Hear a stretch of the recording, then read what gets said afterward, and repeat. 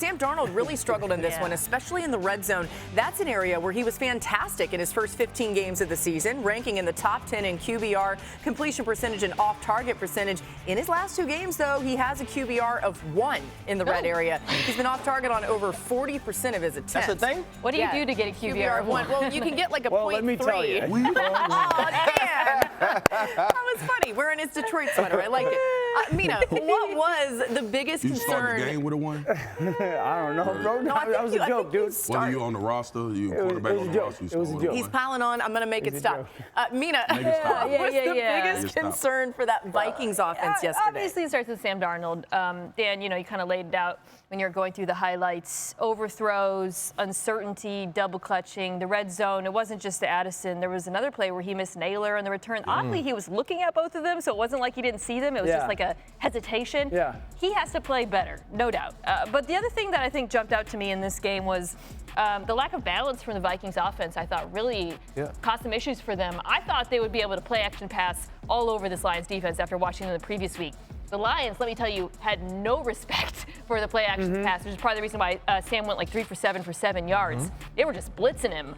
So you go into this, the wild card game against the Rams, which is a team you'd also like to run play action on. They need to be able to at least threaten on the ground to make that credible against that defense. You think about the start of this game, there's 2 3-and-outs for the Minnesota Vikings. You miss Hockenson on a deep out early on in the game on a sail route. And then you also miss him down the middle of the field in 2 safety highs. And you had an opportunity to get some yardage there. And I felt like the rest of the day Sam was pressing, but he was also under pressure. I thought that the Lions' pressure, and it wasn't necessarily having to touch him. It was not allowing him to step up, not allowing him to be comfortable. I felt like that had a huge effect on Sam Darnold. And so now when you go into this week against this young defensive line of the Los Angeles Rams, you can expect to be under pressure. How will Sam Darnold deliver after losing this game and being a piece of the reasons you lose? We've been waiting, or I had been waiting, to see if Sam Darnold can continue this consistently high